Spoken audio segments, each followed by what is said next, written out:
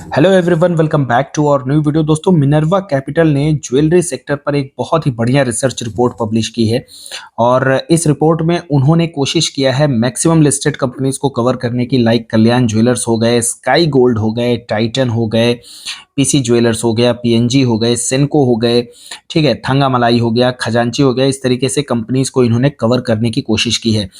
इस वीडियो में इस रिपोर्ट की अगर हम बात करें, जो हम पूरी एनालिसिस करेंगे, उसमें पहले तो इंडस्ट्री की बात हुई है, तो हम भी यहाँ पे इंडस्ट्री की बात करेंगे। कैसे इंडस्ट्री में रेवेन्यू में ग्रोथ आती है, कैसे गोल्ड के प्राइसेस बढ़ते हैं, सबसे पहले उसके बारे में बात किया जाएगा।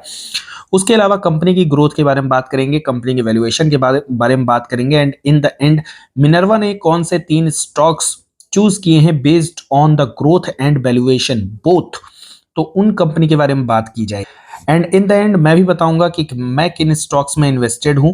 बाय द वे, जो लोग इस वीडियो को या इस चैनल को फॉलो करते हैं रेगुलरली, इस चैनल पर जो भी वीडियो आती है उनको देखते हैं, उन्हें बिल्कुल भी आइडिया होगा कि मैं किन स्टॉक्स पर इन्वेस्टेड हूं। और उन लोगों से रिक्वेस्ट है कि कमेंट सेक्शन में उस स्टॉक का नाम जरूर बताएं, रिप्लाई में मैं कंफर्मेशन दूंगा। सबसे पहले जो यहाँ पे इंडस्ट्री की बात की, तो जो कंपनी हमारे देश में लिस्टेड हैं, 2 तरह की कंपनियां हैं। एक तो है B2C, एक है B2B। तो B2C कंपनियां यानी डायरेक्ट कंज्यूमर को यहाँ पर गोल्ड के ऑर्नामेंट्स वगैरह, ज्वेलरी वगैरह सेल करती हैं। B2B कंपनियां वो हैं जो ये B2C कंपनियों के लिए गोल्ड के ऑर्नामेंट्स या ज्वेलरी मैन्युफैक्चर करती हैं। तो जो B2C वाली कंपनियां हैं, इनकी सेल्स में ग्रोथ 2 तरीके से आती है। सबसे पहला तो आप यहाँ पे ये समझने की कोशिश कीजिए कि पहली जो ग्रोथ आती है वो है गोल्ड प्राइसेस के बढ़ने से। और गोल्ड के प्राइसेस अगर आप हमारे देश में देखेंगे तो ये है उसका ट्रेंड, कंटिन्यू आपको बढ़ता हुआ देखने को मिलेगा। जबकि ये ट्रेंड जो है इंटरनेशनल गोल्ड प्राइसेस का है, यहाँ पर उतनी ज्यादा तेजी आपको नहीं देखने को मिलेगी। इनफैक्ट पिछले कुछ सालों में अगर आप देखेंगे FY21 से लेकर के अभी तक, तो इंटरनेशनल गोल्ड के प्राइसेस स्टेगनेंट है, जबकि हमारे डोमेस्टिक गोल्ड प्राइसेस बहुत ज्यादा बढ़े हैं। और उसका रीजन है INR डिप्रिशिएशन। यानी $1 में सपोज करिए, फॉर एग्जाम्पल के लिए 10 ग्राम गोल्ड मिलता है। यहाँ पे सिर्फ अज्यूम करना है अंडरस्टैंडिंग के लिए, ऐसा है नहीं, ठीक है। सपोज करिए कि $1 में 10 ग्राम गोल्ड ग्लोबल प्राइसेस हैं इसके, ठीक है। अब डॉलर से जो है रुपी डिप्रिशिएट हो रहा है। आज 80 रुपए है, कल मान के चलिए 90 रुपए हो जाता है, फिर 100 रुपए हो जाता है। तो वही 10 ग्राम गोल्ड की वैल्यू हमारे देश में 80 से 90 हुई और फिर 90 से 100। अब चूंकि कोई कंपनी सपोज करिए कि 10 ग्राम गोल्ड सेल करती है, तो जब रुपी 80 रुपए था तब उनकी सेल्स 80 रुपए हुई। जब रुपी 90 रुपए हुआ तो उनकी सेल्स 90 रुपए के हिसाब से बढ़ी। तो यानी कि भले वॉल्यूम में ग्रोथ ना आए यहाँ पे ज्वेलरी कंपनियों की, लेकिन क्योंकि गोल्ड के प्राइसेस बढ़ते हैं तो उनकी सेल्स बढ़ जाती है। तो ये तो हो गया एक फैक्टर ज्वेलरी कंपनियों के सेल्स बढ़ने का, क्योंकि गोल्ड के प्राइसेस बढ़ते हैं तो उससे उनकी सेल्स बढ़ती है। और दूसरा फैक्टर है वॉल्यूम। अगर वो 10 ग्राम की जगह कल को 15 ग्राम सेल कर देंगे तो उनकी सेल्स अपने आप और बढ़ जाएगी। तो डबल इंजन से यहाँ पे जो ज्वेलरी की कंपनियां हैं उनकी सेल्स में ग्रोथ होती है। और हिस्टोरिकली देखा जाए तो पिछले 5 सालों में गोल्ड के प्राइसेस 11% CAGR से बढ़े हैं, 10 साल में 13%, 15 साल में नियरली 10%, 17 साल में 11% और पिछले 25 साल में लगभग 12.5% CAGR से गोल्ड के प्राइसेस हमारे देश में बढ़े हैं। यानी डोमेस्टिक प्राइसेस की यहाँ पे बात की जा रही है। इसके अलावा गवर्नमेंट के कुछ इनिशिएटिव्स हैं जो कि इस इंडस्ट्री में ऑर्गेनाइज्ड सेगमेंट का मार्केट शेयर बढ़ा रहे हैं। उनमें से इनिशिएटिव क्या है, जैसे कि मैंडेटरी कर देना पैन कार्ड, 2 लाख से ऊपर के ट्रांजैक्शन पर पैन कार्ड का मैंडेटरी होना, गोल्ड की हॉलमार्किंग कर देना। इसकी वजह से भी जो ऑर्गेनाइज सेक्टर हैं उनके सेल्स में ग्रोथ जो है बढ़ी है, उनका मार्केट शेयर बढ़ा है। और इसके अलावा जो है कुछ अदर यूनिक एडवांटेज भी हैं। फॉर एग्जाम्पल के लिए किसी ने टाइटन के अगर शोरूम से, सपोज करिए मुंबई के टाइटन के शोरूम से गोल्ड को परचेज किया, तो वो इजीली उनको रिसाइकल करा सकता है, यानी कि उनको एक्सचेंज कर सकता है, दिल्ली के शोरूम में या फिर बेंगलोर के शोरूम में। तो ये एक फ्लेक्सिबिलिटी मिलती है यहाँ अगर पैन इंडिया लिस्टेड किसी भी कंपनी से, अगर वो मतलब लिस्टेड नहीं, कोई भी पैन इंडिया की कंपनी हो, तो उनको वो एक फ्लेक्सिबिलिटी मिलती है कि वो गोल्ड अपने चेंजेस जो हैं किसी भी रिटेल के स्टोर में कर सकते हैं। इसके अलावा हमारे देश में जो फेस्टिवल्स हो गए, मैरिज हो गए, वो गोल्ड की बाइंग को नियरली हर मंथ में इनकरेज करते हैं और उससे कंपनी की जो सेल्स है उसमें ग्रोथ देखने को मिलती है। तो फेस्टिवल्स वगैरह देखेंगे, चाहे दिवाली हो, धनतेरस हो, अक्षय तृतीया हो, इनफैक्ट मैरिज की बात करें तो वो भी लगभग अक्टूबर, नवंबर, दिसंबर और इधर जनवरी, फरवरी, मार्च, अप्रैल तक हमें जो है शादियां देखने को मिलती हैं। And this is why Indian jewellery का मार्केट साइज की अगर हम बात करें तो कभी 8% CAGR से जो ग्रो किया था FY18 से 23 तक, तो नेक्स्ट 24 से 28 तक ये 16% से ग्रो कर सकता है। और इस मार्केट साइज में ग्रोथ के फैक्टर की अगर हम बात करें तो प्राइस एंड वॉल्यूम दोनों आते हैं। And talking about the organised jewellery market share, तो वो कभी 30% हुआ करता था FY18 में, और वहां से अगर आप देखेंगे तो 28 तक ये 43% होने के चांसेस है। इसके अलावा अगर मार्जिन की बात किया जाए तो जो कंपनियां प्लेन गोल्ड सेल करती हैं, प्लेन गोल्ड के ऑर्नामेंट या ज्वेलरी सेल करती हैं, वहां पे मार्जिन लगभग 10 to 14% होता है। लेकिन विद स्टडेड, यानी कि उसमें अगर कुछ और मेटल ऐड करके उसको और मतलब खूबसूरत बनाया जाए, तो वहां पर उसकी जो है तो मार्जिन्स जो है कंपनी के वहां पे और बढ़ जाते हैं। दैट इज वाई यहाँ पे कंपनियां जो हैं कोशिश करती हैं कि स्टडेड का उनके रेवेन्यू में मार्केट जो रेवेन्यू शेयर है स्टडेड ज्वेलरी का, वो ज्यादा से ज्यादा हो, जिससे कंपनियां ज्यादा बेटर मार्जिन कमांड कर सकें। Now let's compare the companies with their growth. तो यहाँ पे अगर हम कल्याण ज्वेलर्स की बात करें, सबसे पहली कंपनी यहाँ पे जो सबसे बड़ी है जो इन्होंने चूज की है वो है कल्याण। तो यहाँ पर अगर आप देखेंगे पैन इंडिया का प्रेजेंस यहाँ पे देखने को मिलता है।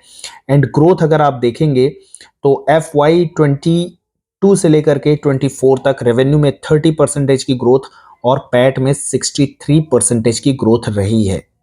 इसके बाद आता है खजांची। तो यहाँ पे अगर आप खजांची का देखेंगे, इसकी भी ग्रोथ बहुत अच्छी है। सिर्फ तमिलनाडु में यहाँ पे प्रेजेंस इसकी देखने को मिलती है, बहुत ज़्यादा स्टोर नहीं है, हार्डली आई थिंक एक स्टोर है। कंपनी और फर्दर यहाँ पे स्टोर एडिशन की बात कर रही है और बढ़िया ग्रोथ यहाँ पे देखने को मिली है। बहुत छोटी कंपनी है ये, लगभग यहाँ पे अगर आप देखेंगे 1000 करोड़ का, मतलब 1392 करोड़ का यहाँ पे इसका मार्केट कैप है। और इसके अलावा मनोज वैभव है यहाँ पर, इसमें ग्रोथ उतनी ज़्यादा देखने को नहीं मिल रही है। और बढ़िया ग्रोथ अगर बात करें तो उसके बाद आता है PNG गैडजिल। तो यहाँ पे बहुत बढ़िया ग्रोथ, अगर हम रेवेन्यू की बात करें तो 54% की ग्रोथ रेवेन्यू में है, एबिटा में 55% की ग्रोथ, और पैड जो है वो भी नियरली 50% से ग्रो किया है। 34 का पी है, लगभग 7000 करोड़ का यहाँ पे मार्केट कैप। यहाँ पे इन्होंने राजेश एक्सपोर्ट को भी इंक्लूड किया है, but beware of this company, क्योंकि यहाँ पे कॉर्पोरेट गवर्नेंस के इश्यूज हैं। तो थोड़ा अगर आप डिटेल में कंपनी को पढ़ेंगे तो आपको समझ में आएगा। एंड दैट इज वाई यहाँ पे अगर आप देखेंगे नंबर्स, मतलब बहुत बढ़िया आप देखेंगे। FY29 में कभी ग्रोथ आती है, कभी एकदम सडन सी गायब हो जाती है, बहुत ही मतलब रैंडम से यहाँ पे नंबर्स भी आपको देखने को मिलेंगे। इसके अलावा आता है सेनको गोल्ड। ये भी पैन इंडिया में प्रेजेंस कर रहा है, मेजरली जो है तो वेस्ट बंगाल ईस्ट साइड में ही इसका देखने को मिलेगा स्टोर्स। एंड ये कंपनी जो है अब तक बढ़िया कर रही थी, और जिस तरीके के Q3 के नंबर आए, ऑल्दो इसकी डिटेल्ड कॉन कॉल जो है आपको मेरे चैनल पर मिल जाएगी, तो डिटेल में यहाँ पे इसके Q3 के बारे में एनालिसिस किया गया है। And it was quite disappointing, और मुझे लगता है कि ये कंपनी जो है जिस तरीके से गोल्ड की हेजिंग की है, इन्वेंट्री को मिसमैनेज किया है, तो इस कंटिन्यू अगर ये करती रही Q4 में भी ऐसे ही इस तरीके से इन्होंने मिसमैनेजमेंट किया, तो अगेन ये Q4 जो है तो मेसअप करने वाले हैं। तो कंपनी को मैं अपने वॉच लिस्ट में रखता था और कई बार मैंने इसमें स्विंग ट्रेड भी लिए हैं, बट अब जिस तरीके के यहाँ पे Q3 कॉन कॉल में बातें हुई हैं, मैनेजमेंट की बातें सुन करके मैंने इस कंपनी को अपने वॉच लिस्ट से भी बाहर कर दिया है। तो इसके अलावा अगर हम देखेंगे, स्काई गोल्ड बहुत बढ़िया कंपनी है, बहुत बढ़िया इसने जो क्लाइंट्स हैं ऑन बोर्ड किए हैं। कैरेट लेन को ऑन बोर्ड किया है, आदित्य बिरला को रिसेंटली ऑन बोर्ड किया है, एंड टाइटन को भी ये ऑन बोर्ड करने की बातें यहाँ पे चल रही है। रिसेंटली अपने गाइडेंस को भी रेज किया है। 49 का यहाँ पे पी है, लगभग 5,000 करोड़ का मार्केट कैप है। और अगर आप परफॉर्मेंस भी देखेंगे तो काफ़ी अच्छी ग्रोथ है। रेवेन्यू में 49%, एबिटा में 95, और पैट जो है नियरली 54% CAGR से ग्रो किया है। And the Titan, one of the safest blue chip यहाँ पे कंपनी है टाइटन, पैन इंडिया प्रेजेंस है इसका, और इसकी भी ग्रोथ यहाँ पर कंसिस्टेंट रही है। टाटा का ब्रांड है, तो नो डाउट एक मतलब सेफ साइड अगर किसी को यहाँ पे प्ले करना है तो Titan is a good choice. अब यहाँ पे स्टोर्स की भी बात करें तो टाइटन के पास 1,000 के ऊपर टोटल नंबर ऑफ स्टोर्स हैं। कल्याण की बात करें, लगभग 253 स्टोर्स हैं, और पीएनजी 48 स्टोर्स हैं, थंगामलाई 59 स्टोर्स हैं, सारे के सारे तमिलनाडु में देखने को मिलते हैं। रिटेल इसके एरिया अगर स्क्वायर फीट के हिसाब से देखा जाए तो 1 लाख के ऊपर यहाँ पर कल्याण, मनोज वैभव, पीएनजी गैडजिल और टाइटन का आपको देखने को मिलेगा। But average revenue per month पर स्क्वायर फीट अगर आप देखेंगे तो वहां पे पीएनजी का सबसे ज्यादा देखने को मिलता है, एंड आफ्टर दैट द थंगामलाई, जो कि लगभग 44,000 का यहाँ पे रेवेन्यू पर मंथ पर स्क्वायर फीट देखने को मिलेगा। ऑल्दो यहाँ पर सरप्राइजिंगली सबसे कम जो रेवेन्यू पर मंथ पर स्क्वायर फीट है वो यहाँ पे टाइटन का देखने को मिलता है, बट स्टिल यहाँ पर अगर कोई सबसे कमांडेबल, सबसे ट्रस्टेड कोई कंपनी होगी तो डेफिनेटली वो एक टाटा का ब्रांड होगा। इसके अलावा अगर हम ग्रोथ की बात करें YOY बेसिस पर, तो कंसिस्टेंसी के साथ मोर देन 30% की ग्रोथ अगर कोई दिखा रहा है तो वो है कल्याण, खजांची, स्काई गोल्ड और पीएनजी। तो ये बहुत इंपॉर्टेंट पैरामीटर है, क्योंकि कभी एक साल आप बढ़िया ग्रोथ दिखा करके, मतलब 100% ग्रोथ दिखाइए, 2-3 साल ग्रोथ नहीं दिखाएंगे तो आपका 5 सालों में जो CAGR है वो काफी हद तक बढ़ जाता है। बट सबसे ज्यादा इंपॉर्टेंट ये होता है कि कंसिस्टेंसी के साथ ग्रोथ कहाँ आ रही है, वो ज्यादा जरूरी है। तो मोर देन 30% ग्रोथ की लिस्ट में जो है तो आपको ये 4 कंपनियां देखने को मिलेंगी। एंड इसके अलावा ज्वेलरी सेक्टर में दिसंबर तक की अगर हम बात करें तो ये कुछ कंपनियां हैं जहां पर FIIs और DII दोनों ने ही अपना स्टेक बढ़ाया है। And now the valuation part, तो कल्याण यहाँ पर अगर आप देखेंगे इस लिस्ट में टाइटन के बाद कोई सबसे ज्यादा महंगा है तो वो है कल्याण ज्वेलर्स, एंड 2 ईयर बेसिस पर फॉरवर्ड पी जो निकल के आता है वो है 28। तो यहाँ पर ग्रोथ के साथ साथ वैल्यूएशन भी महंगी है। खजांची की बात करें तो एज कंपेयर्ड यहाँ पे वैल्यूएशन काफी कम है, बट ये सब कंपनियां काफी रिस्की भी होती हैं क्योंकि नंबर ऑफ स्टोर्स देखेंगे बहुत कम है। कल्याण ज्वेलर्स की बात करें, नियरली 250 के स्टोर्स हैं, तो उस हिसाब से अगर आप देखेंगे तो वैल्यूएशन को कंपेयर करना वो बहुत सही नहीं होगा। लेकिन हाँ, कल्याण ज्वेलर्स जिस तरीके के स्टोर्स हैं, उसके नंबर ऑफ स्टोर्स, तो वहां पे आप टाइटन को कल्याण के साथ कंपेयर कर सकते हैं। खजांची के साथ कंपेयर करना आई डोंट थिंक कि जहां पे एक स्टोर है और जहां पे 250 स्टोर है उसको कंपेयर करना मुझे नहीं लगता उतना सही डिसीजन है। इसके अलावा पीएनजी की बात करें तो यहाँ पे भी आप देखेंगे वैल्यूएशन मतलब कम हुए हैं, लिस्टिंग के बाद से कंटिन्यू यहाँ पे वैल्यूएशन कम होता हुआ देखने को मिला है। और अगर रियली देखा जाए 2 ईयर फॉरवर्ड बेसिस पर बढ़िया ग्रोथ के साथ कहीं अगर वैल्यूएशन बेटर देखने को मिलते हैं तो वो है पीएनजी, बशर्ते कि पीएनजी जो है कंसिस्टेंसी के साथ अपनी ग्रोथ को मेंटेन कर पाए अगले 2 सालों के लिए। तो इसके अलावा स्काई गोल्ड की भी बात करें तो यहाँ पे भी वैल्यूएशन फेयर से हैं, मैं बहुत सस्ते और बहुत हाई वैल्यूएशन तो नहीं कहूँगा। 2 ईयर फॉरवर्ड बेसिस पर डेफिनेटली यहाँ पे फेयर से वैल्यूएशन है। एंड टाइटन, क्योंकि ये अपने आप में एक ब्रांड है, अपने आप में एक ट्रस्ट है, दैट इज वाई ये एक हाई प्रीमियम यहाँ पर कमांड करता है, और ये कमांड इसका जो रहेगा ये पूरे इंडस्ट्री में सबसे ज्यादा वैल्यूएशन ये डेफिनेटली कमांड करेगा। इसके अलावा थंगामलाई की बात करें तो यहाँ पे भी वैल्यूएशन जो है सस्ते देखने को मिल रहे हैं, मतलब नीचे है वैल्यूएशन फेयर वैल्यू से अगर कहा जाए एज कंपेयर टू पीयर्स, तो वहां पे वैल्यूएशन आपको थोड़े से कम देखने को मिलेंगे। और मिनर्वा के हिसाब से यहाँ पे इनकी 3 पिक है, पहला है स्काई गोल्ड, थंगामलाई और पीएनजी गैडजेल। स्काई गोल्ड रिसेंटली यहाँ पे इन्होंने अपने गाइडेंस को जो है तो रेज किया है।